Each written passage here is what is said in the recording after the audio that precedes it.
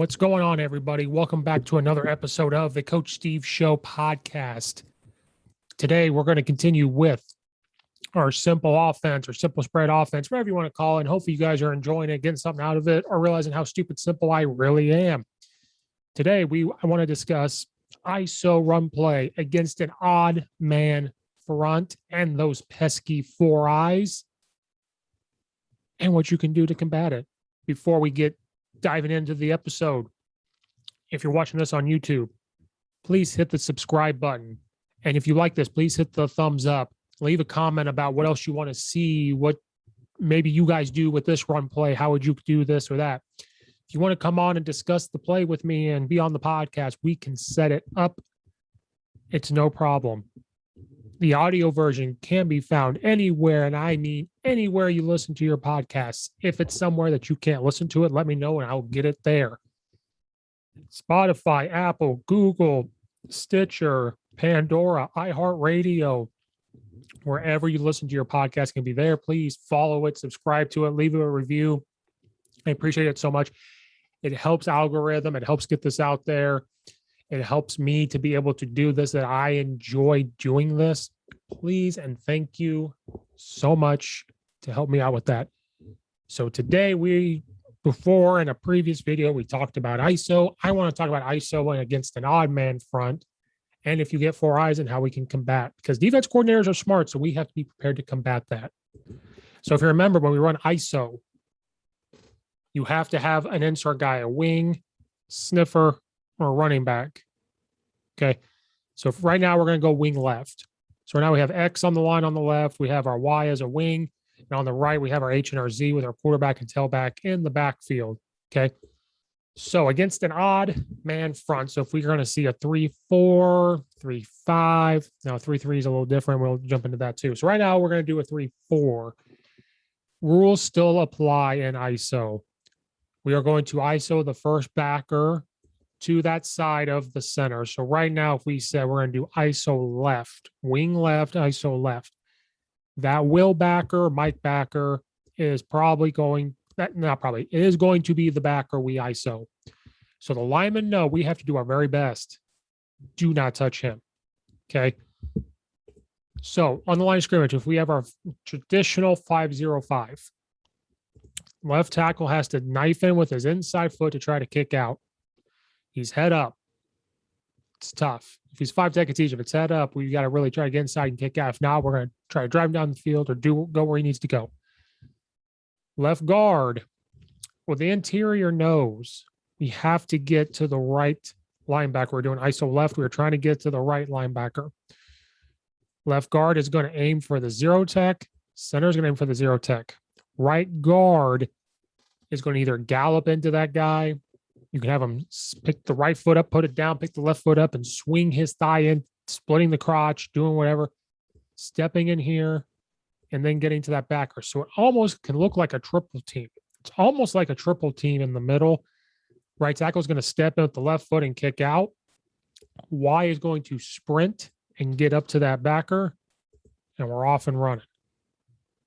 Works great against an odd man front, in a perfect world. Now that nose is going to slant. That's why I want the right guard to kind of step in, because if that guy decides to knife in, okay, the right guard is there to pick it up. So now the center and right guard become a double team.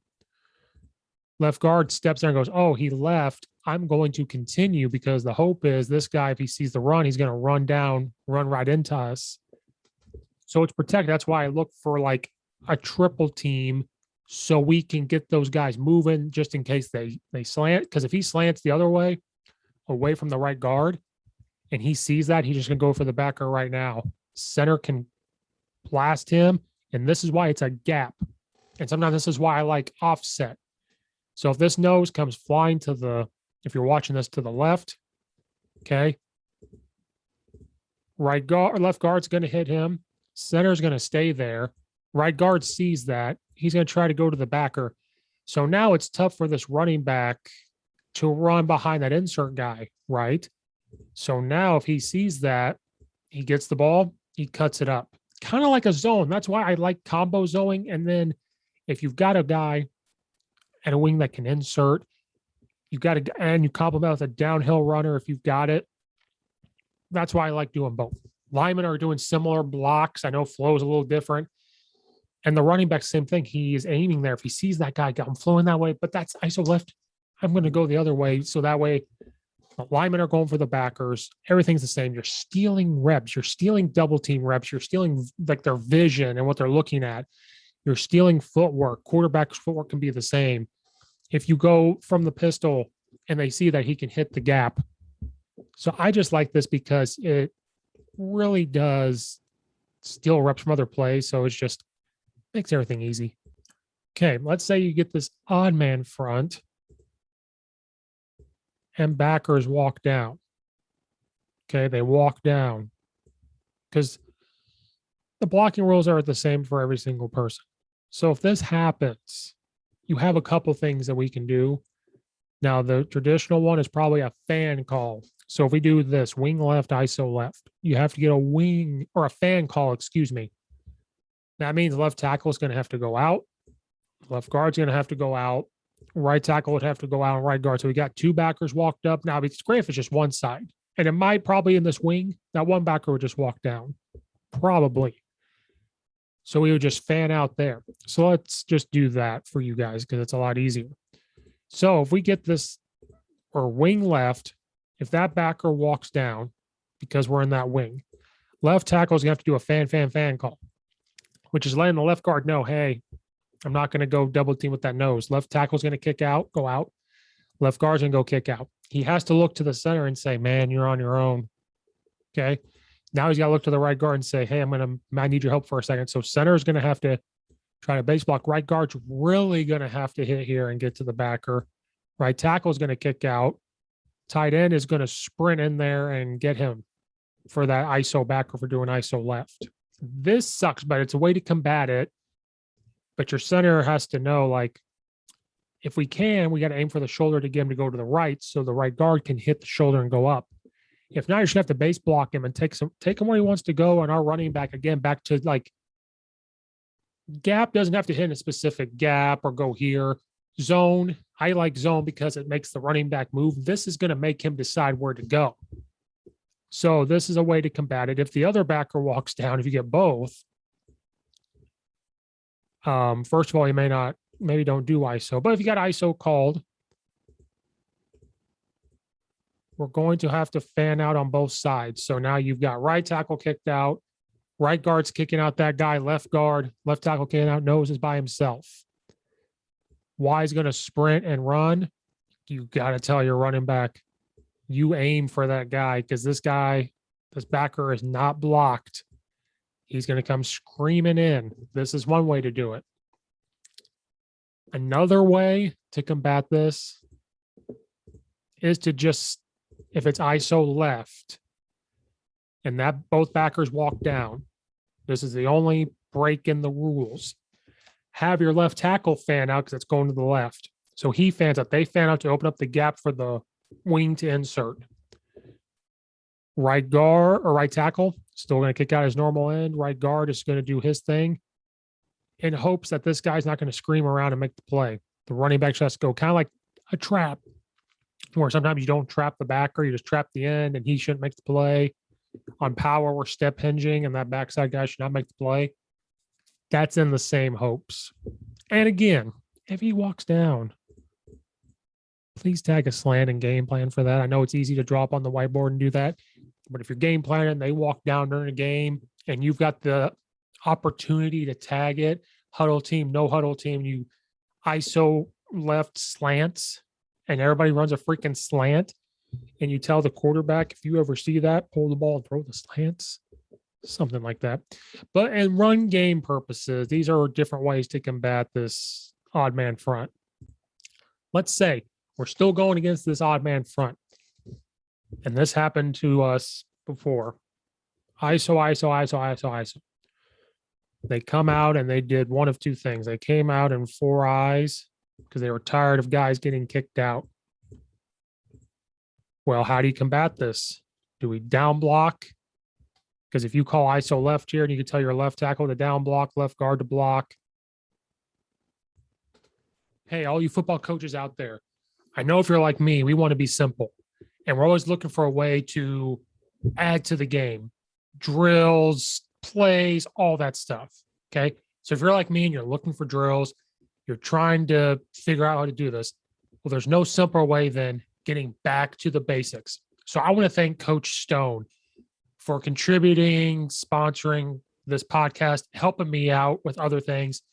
So I need you guys, if you want to get back to the basics, you need to go get this book, Back to the Basics Football Drill Manual from Back to the Basics from Coach Stone Football. This book is 500 pages, over 500 pages. And it goes from offense, defense, special teams, tackling, turnovers, everything that you need is right here. You get this book and you look at all of his other stuff, you will never need to go look up another drill again. It has like all these drills. I kid you not. This book has it for you. Okay. So if you're like me, and we also talk about becoming simple, we're always talking about making things easier on our players. Back to the Basics is for you. So please go to CoachStoneFootball.com. It has this book on there. I believe this was Coach Stone's first one. You need to go on there and get it. CoachStoneFootball.com. It's on there. I think it's on Amazon, but if you go to his website, there's so much other stuff. I recommend going to the website. There's other books on there, but this is the first one you need to look at for drills from all aspects of the game. There's over 100 drills, I believe, in this book. So again, go to CoachStoneFootball.com. Go get this book, and let's get back to the basics. Tell them just to go around and hit here, down block. We double team to that backer. He comes up for that backer, or we can double team with the right tackle and right guard. He's coming out, and we just tell our running back to run to the outside, but then you got this back right here making the play. Like, it's tough. Defensive coordinators are very, very smart. Now, for me, one way I combated it was if this is wing left, ISO left, you can call a fold block here. So it's having our left guard kick out, left tackle wraps underneath and aims for the inside. And this can happen if there's 2-4 eyes. It's the same thing. So they're just switching responsibilities. Now it's very tough. I just tell the right guard and left guard, since they're a little farther away, 5 techs are right on us, so we can knife the inside foot in. This one, we have to do near foot. We have to do near foot. So we take near foot, we go to kick out. Tackles, we're not skip pulling. We are literally like grabbing the guy like a defensive lineman where we're hitting and ripping under. We're ripping off that guy's butt. We're aiming for the inside to try to see if we can't, because that's a tough block. One-on-one with the center nose guard is tough. So if we aim for the inside, hopefully we can hit this guy, get to this backer. Y is still sprinting. It's going to be a closer gap and hit up for that backer. Now, when we full block, I tell, even though we're not trying to get to this left linebacker in this one for ISO left, if he comes flying in, left tackle comes in and you see him and you get him, fantastic. Fantastic. Because then hopefully the center and our nose or center and our right tackle can get to the other backer. Y's coming in. If he sees that, he can help and double team essentially on that linebacker. And we are off and running. This just makes it look weird when you see the guy come in, wrap underneath, then you get another insert guy. So you almost have 2 guys coming up into that gap. This is a way to combat with odd man front defenses with 4 eyes. Very, very pesky. Another way to combat odd man fronts with 4 eyes, you can call quarterback ISO. So in this, you've got a couple of ways we can go about this. So quarterback ISO, if you go wing left, quarterback ISO left, we still have our full block here with this 4 eye. We're aiming for the inside, kick out, aiming for the inside. Hopefully we get to this backer. Y is sprinting to get to that backer. If he shows up, everything else. One of 2 things. You can do quarterback ISO where this guy is also trying to lead up and quarterback runs. Or, drew that up wrong. He's running here. Now you got like 3 guys going in there to try to find something. Or when you do quarterback ISO, if it's with a wing, you tell the running back you're going to lead the opposite direction. So now we have two insert guys on the same spot, and quarterback is just going to find the gap and go. Four eyes, it's going to be very compact. It's going to be very compact. So you can do that. If there's no four eyes, it might work better. You can make a tag call and say out block. So quarterback's looking in here. If there's a gap, great. If not, this guy's running to the outside. Quarterback can run inside, or he can follow him outside. Quarterback ISO. And this is something you practice, something you see. You could tell him, if you see the gap there, great. If not, run, follow the running back. And then if we have a normal odd man front with our 5-0-5, you can go wing left, ISO left, and linemen are kicking out. We get a nice almost triple team for the backer. Wing is running for that backer. Running back's also leading up for this quarterback, and there you go. Now he can cut. And you can tell him when there's a wing running back, you always go to the opposite. So now you've got two places to go to. You can send them both to the same spot. If it's there, you can have the running back lead up and that guy lead up. He's got to pick the best one he wants to do and go. That's a way to combat these 3-4, 3-5 defenses with the one high safety quarterback guy. So if you got the quarterback that can, he doesn't have to be Tim Tebow bruiser downhill. But if you got a guy that can run, it works. So this is a way to do ISO against these odd man fronts. And there you go, guys. That's how I've run ISO against odd man fronts. That's the way I've seen it. There is other ways. It's a great, like I said before in another video, if you got an insert guy, you got a running back that can lead up. The running back can go to either side. You got the quarterback that can lead, that can run behind. Four eyes, the only way for me. You can double or you can fold block, which you can do in zone. So the fold block for me, I found has worked.